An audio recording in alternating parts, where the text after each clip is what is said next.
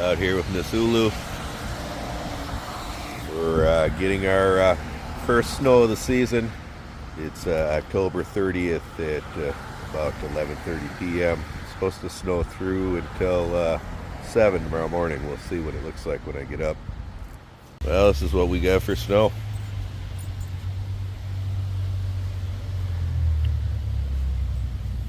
Not a lot.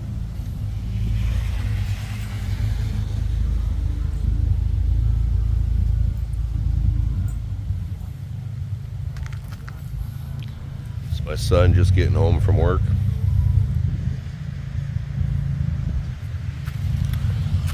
Well, out on the trails here in about 15-20 minutes now that he's home.